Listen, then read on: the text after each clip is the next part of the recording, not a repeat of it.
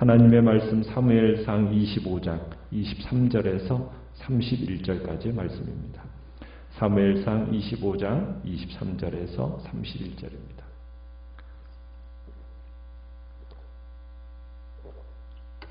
사무엘상 25장 23절입니다. 아비가일이 다윗을 보고 급히 나귀에서 내려 다윗 앞에 엎드려 그의 얼굴을 땅에 대니라.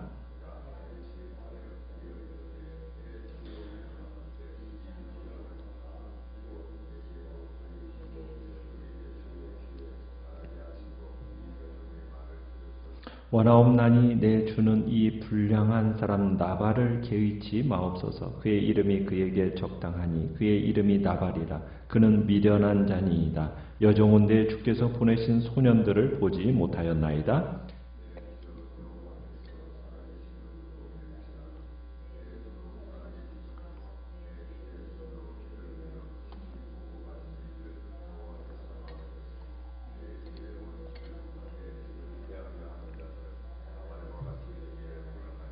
여종이 내 주께 가져온 이 예물을 내 주를 따르는 이 소년들에게 주게 하시고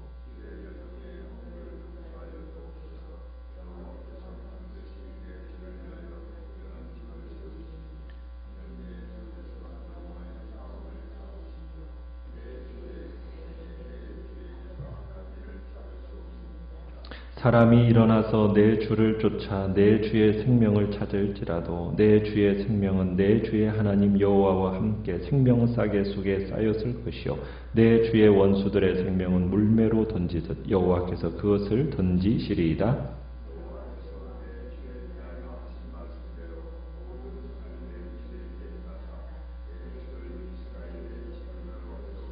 같이 읽습니다. 내 주께서 무죄한 피를 흘리셨다든지 내 주께서 친히 보복하셨다든지 함으로 말미암아 슬퍼하실 것도 없고 내 주의 마음에 걸리는 것도 없으시리니 다만 여호와께서 내 주를 후대하실 때에 원하건대 내 주의 여종을 생각하소서 하니라. 아멘. 오늘 말씀의 제목은 총명한 아비가일이라는 제목으로 말씀을 나눕니다. 다윗은 지금 나발의 가문의 모든 남자들을 죽일 것이라는 어떤 결심을 했습니다. 그러면서 만일 아침까지 한 명이라도 남겨두면 남자 한 명이라도 남겨두면 하나님께서 자신에게 벌을 내려달라고 강구할 정도로 지금 철저한 응징의 의지로 가득 차 있는 것을 보았죠. 그래서 다윗은 지금 이를 갈고 어떻게 보면 코에서는 뜨거운 김을 내뿜으면서 나발의 집을 향해서 돌진하고 있습니다. 그는 아마 몇 번씩이나 선을 악으로 갚는 나발의 집안을 몰살시키겠다는 어떤 맹세와 함께 길을 떠난 거죠. 다윗의 마음속에는 지금 격한 복수심, 분노 이것이 수그러들지 않고 있고 그리고 나발에게 복수하기 위해서 분노가 극에 달해가지고 지금 산길을 가는 중에 있었습니다. 자, 그렇게 가다가 지금 누구를 만나게 됐습니까? 아비가일을 만나게 됩니다. 지금 아비가일은 종에게서부터 상황의 그 위급한 소식을 듣게 되었고 급히 떡, 포도주, 또 고기, 곡식 이런 것들을 나귀에 실어서 종들과 함께 보낸 후에 그들의 뒤를 이제 아비가일이 따르게 되죠.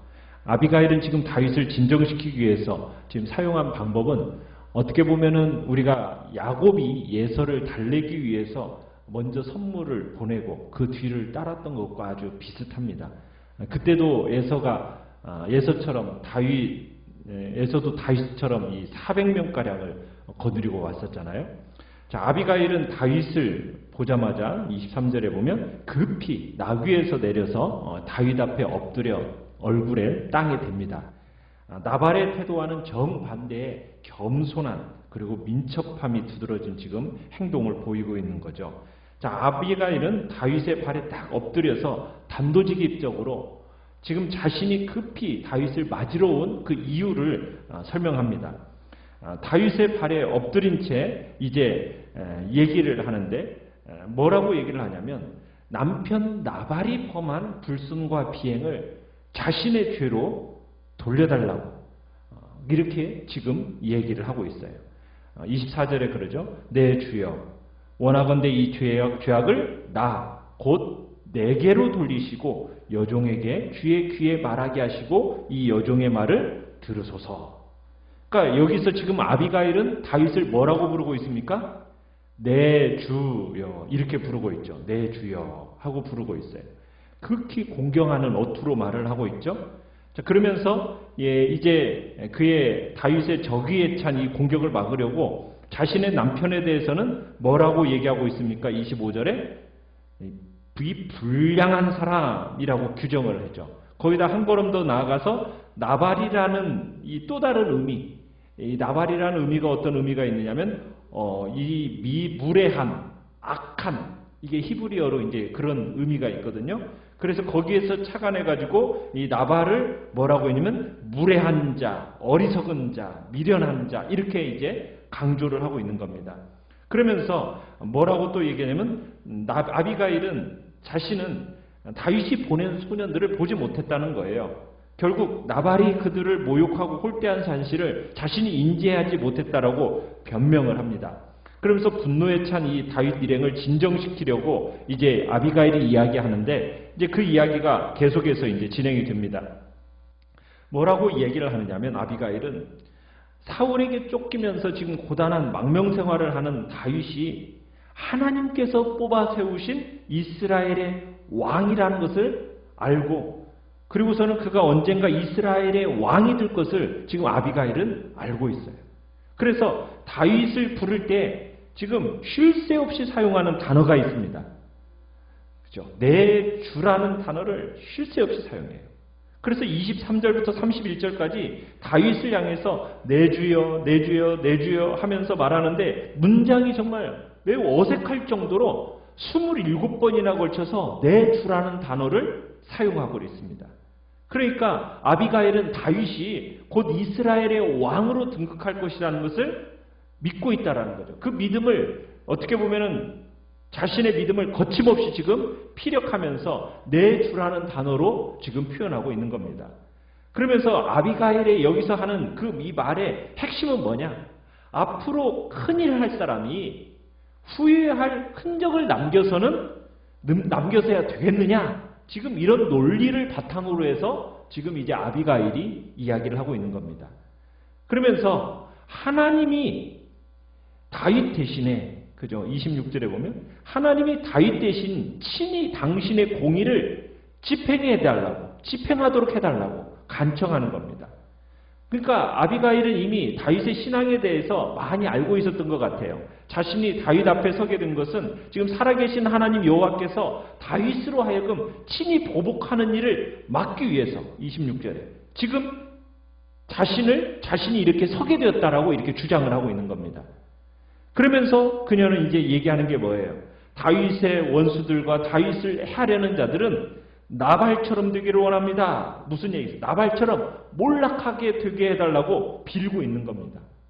그러니까 다윗 앞에 지금 나발을 폄하하면서 어쨌든 다윗이 나발을 공격할 명분을 제거하는 거고요. 아울러 지금 그녀가 뭘 준비했다고 얘기합니까? 예물, 준비한 선물로 다윗의 마음을 무장해제시키고 있는 거죠. 그러면서 또다시 이제 본론으로 들어가는데 뭐라고 얘기하느냐면 28절에 가보면은 왕이 된 후에 다윗은 지금 무죄한 피를 흘린 사람이라든가 아니면 여호와를 의지 않고 직접 자신을 위해서 보복한 사람이다라는 어떤 그런 오명을 남겨서는 안 되지 않겠느냐. 지금 그런 논리로 지금 아비가일이 얘기하는 겁니다. 앞으로 이스라엘에 큰 인물이 될 건데 지금 이 순간을 대범하게 좀 넘겨라. 지금 이런 권면을 하고 있는 거예요. 그래서 28절부터 31절까지의 내용을 보면 그 내용은 그런 겁니다. 아비가일은 지금 다윗이 하나님의 섭리에 의해서 이스라엘의 지도자가 될 거라는 거예요.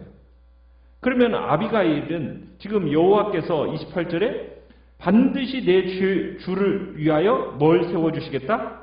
든든한 집을 세워주실 거라는 거예요. 또 다윗 당신은 의로우니까 여호와께서 그 일을 꼭 이루어 주실 겁니다. 이 남편의 과오로 이 망가진 다윗의 자존심을 이제 막 세워주는 거죠. 그리고 다윗의 심기를 가라앉히면서 위기를 모면해 갑니다. 여호와께서 내 주를 위해서 든든한 집을 세우실 것입니다. 절대 당신이 이 보복으로 칼에 피를 묻혀서는 안 됩니다. 이제 당신은 다윗의 집을 세워야 할 사람입니다. 부디 제발 간청하니까 참아주십시오. 원한을 풀기 위해서 싸우려 하지 마십시오. 당신은 여호와를 위해서 싸워야 할 분이 아닙니까? 그렇게 얘기하면서 29절에 아비가일이 연이어서 이제 얘기를 합니다. 내 주의 생명은 어디에 있다는 거예요? 내 주의 하나님 여호와와 함께 생명 싸개 속에 쌓였을 것입니다. 내 주의 원수들의 생명은 물매로 던지듯 여호와께서 그것을 던지실 겁니다. 하면서 마치 시처럼 지금 들리는 이 말을 하고 있어요. 그러니까 어느 누가 당신의 앞길을 막으려고 한다 하더라도, 어느 누가 일어나서 당신을 해하려고 한다라도 당신의 생명이라는 것은 당신의 섬기시는 주 하나님이 어디에? 생명 보자기에 딱 싸서 보존하실 겁니다. 그리고 당신의 적들의 목숨이라는 것은 주님이 어떻게 하겠다고요? 물매로 던지듯이 던져버리실 것입니다. 이렇게 지금 표현을 하고 있습니다.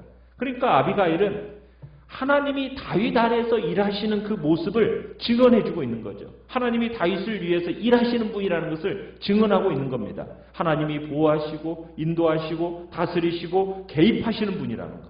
그러니까 아비가일의 말은 사실 이런 뜻이에요. 다윗이여, 원수를 갚는 일은 당신이 할 일이 아닙니다. 원수 갚는 일은 하나님이 하실 일이죠. 당신은 하나님이 아닙니다. 그러니까 나발에게 원수 갚으려고 보복의 혈기를 부리고 칼을 빼어들 필요가 없다는 거예요. 하나님이 하시도록 내버려 두십시오. 나발은 어리석은 자에 불과합니다. 하지만 당신도 나발과 똑같이 어리석은 자가 되려고 합니까? 여기서 어리석은 자는 하나로 족합니다. 지금 그렇게 얘기하고 있는 거예요. 그러면서 30절에 가보면은 그녀는 또한 다윗의 원수는 망할 것이고, 그리고 분명히 여호와께서 다윗을 이스라엘의 지도자로 세우실 거라고 지금 확신해서 얘기를 합니다. 그러니까 아비가일은 다윗의 장래가 이렇다라는 것을 확신하는 증거로서 31절에 이제 끝에 이렇게 표현하죠. 31절 끝에 여호와께서 내 주를 후대하실 때 원하건대 내 주의 여종을 생각하소서. 무슨 얘기냐면 여호와께서 당신을 왕으로 세우실 때 나를 좀 기억해 주십시오 하고서 딱 도장을 찍어요. 나발을 죽여서 피 흘리는 과오 범하지 않고 이스라엘의 왕이 될 때 주님께서 하나님께서 다윗에게 약속한 모든 선을 행할 때 자신을 생각해달라고, 기억해달라고. 그러니까 다윗이 지금 무죄한 피를 흘리거나 친히 피를 흘리는 그 보복을 범한 일 때문에 도덕적인 가책이나 어떤 후회할 일을 하지 못하도록 막아준 자신을 기억해달라. 지금 이렇게 얘기하고요. 나중에 다윗이 아비가일을 뭘로 취합니까? 아내로 취하게 되는 결정을 정당화하는 그 아비가일의 어떻게 보면 간청이었던 겁니다. 성경은 이 아비가일을 총명하다고 말합니다. 그가 총명한 이유는 다름 아닙니다. 그는 하나님을 경외하고 하나님의 시각으로 자신의 삶과 주변의 사람들을 바라볼 줄 알았기 때문에 내려진 평가입니다. 그러니까 여호와를 경외함이 지혜의 근본이고 그 계명을 지키는 자가 다 좋은 지각이 있다라고 말씀하신 것처럼 어떻게 보면은 다 아비가일은 이 미련하고 완고한 이 남편 나발과 함께 지내는 세월 동안 이 사람을 어떻게 다루어야 할지 배워나갔던 것 같아요. 그러니까 참 아비가일은 총명했던 거죠. 그러니까는 미련하고 완고한 남편 이 나발과 함께 사는 동안에 미련하고 이 분노로 가득 찬 사람을 어떻게 다뤄야 하는가 그걸 배워나갔기 때문에 지금 분노한 다윗을 어떻게 다룰 줄도 지금 아비가일이 알았던 겁니다. 지금 다윗이 너무너무 화가 나가지고 지금 물불을 가리지 않는 그 입장 속에서 그런 다윗을 지금 하나님이 얼마나 당신을 사랑하신지 아시느냐. 당신은 축복받은 사람이다. 하나님 앞에서 정말 당신은 존귀한 사람이다 라는 것을 깨닫게 하면서 사실 존귀한 자는 죄를 짓지 않습니다 하면서 분노의 감정에 사로잡히지 않도록 지금 다윗을 몰고 가고 있는 거죠. 정말 분노에 사로잡히면은 그런 것이 자기를 너무나도 비참하게 만들어가는 것을 잘 알고 있기 때문에 그 사실을 어떻게 하면 다윗으로 하여금 깨닫게 만들어준 겁니다. 참 아비가일은 다윗의 존귀함을 다시 되찾게 만들어주고 일시적인 분노로 인해서 살인하려는 그 충동을 막아준 여인이었던 거죠. 그러니까 상대의 분노를 정말 하나님의 말씀으로 다스릴 줄 아는 아비가일, 정말 성경에서 말하는 정말 총명한 여인이었다 볼 수가 있는 겁니다. 그러니까 하나님의 말씀이 정말 말씀을 가진 여인들은 이런 위기 속에서 정말 귀중하게 소중하게 사용되고 있는 것을 보게 되는 거죠. 우리도 어떻게 보면 하나님의 말씀을 가지고 하나님을 경외하며 하나님의 시각으로 우리 자신의 삶과 주변의 사람들을 볼 줄 아는 그런 지혜로운 사람이 되게 해달라고 기도하며 나가시길 바랍니다. 정말 아빌가일과 같은 총명으로 상대방의 분노를 말씀으로 지혜로 다스릴 줄 아는 그런 사람이 되게 해달라고 기도하며 나가시길 바랍니다. 말씀을 생각하면서 기도하십니다.